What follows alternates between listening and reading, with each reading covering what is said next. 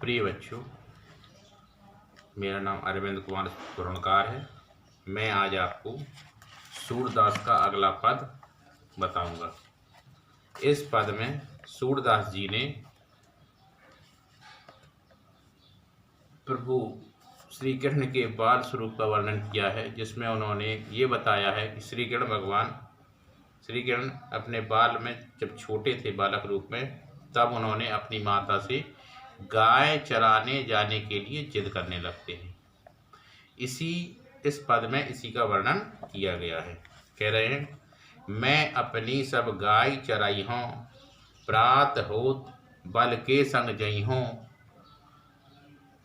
तेरो कहो न रही हूँ, ग्वाल बाल गैनी के भीतर, नेकहु डर नहीं लागत, आज न सोवो नंद दुहाई, लैन रहोगो जागत, और ग्वाल सब गाय चरई हैं, मैं घर बैठो रही हूँ, सूर श्याम तुम सोई रहो अब, प्रात जान में दई हूँ।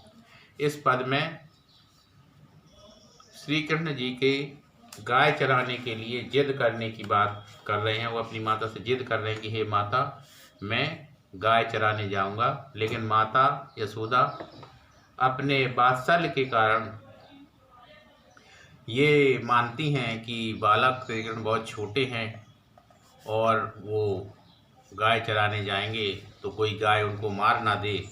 इस वजह से वह उन्हें मना करती रहती हैं। लेकिन आज वो जिद पकड़ लिए हैं।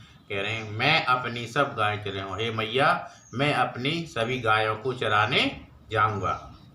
प्रात होत बल के, प्रातः काल होते ही, बल माने बलराम जी के साथ जाऊंगा, तेरो कहो न रहियो, मैं तेरा कहना भी नहीं मानूंगा, ग्वाल बाल गैनी के भीतर, नेकहु डर नहीं लगा। मुझे ग्वाल बालों और गायों के पास जाने में या उनके साथ रहने में जरा भी डर नहीं लगता। नेकहु माने जरा सा भी डर नहीं लगता। ग्वाल बाल गैनी के भीतर यानी ग्वाल बालों के साथ और गायों के साथ रहने में मुझे जरा भी, नेकहु माने जरा भी डर नहीं लगता। आज न सोवो नंद दुहाई, लैन रहोगो जागत। हे माता, आज मुझे नंद बाबा की कसम है, मैं आज सोऊंगा नहीं, रात भर जागता रहूंगा। नंद बाबा की सौगंध देते हुए बालक श्री कृष्ण कहते हैं, आज मुझे नंद बाबा की सौगंध है, मैं आज रात भर सोऊंगा नहीं, रात भर जागता रहूंगा। और जैसे ही प्रातःकाल होगा, मैं प्रातःकाल होते ही श्री कृष्ण अपने बड़े भाई बलराम के साथ और ग्वाल वालों के साथ गाय चराने के लिए जाने की जिद कर रहे हैं।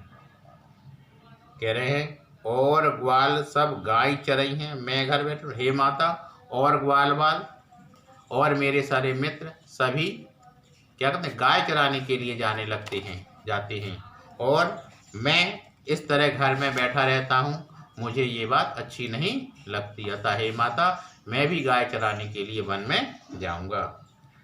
फिर कहते हैं, सूर श्याम तुम सोई रहे हो अब, प्रात ज्ञान में दो।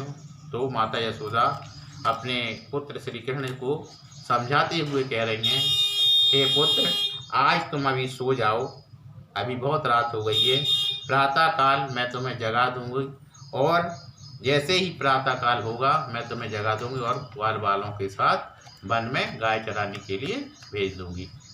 इस पद में श्री कृष्ण भगवान के उस गाय चराने की जिद की बात माता मान लेती हैं। आज हमने इस पद को पढ़ा बच्चों। इस पद में कुछ कठिन शब्द हैं। उन कठिन शब्दों में जैसे नेकहु माने जरा भी, चराई हो माने चराने जाने, वन में गाय चराने जाना, देना, देई हो माने देना। इस तरह से इस पद में श्री कृष्ण भगवान के इस बाल स्वरूप का वर्णन किया गया है। इस पद को बच्चे अपनी सभी कॉपी पे आप लोग लिख लेंगे।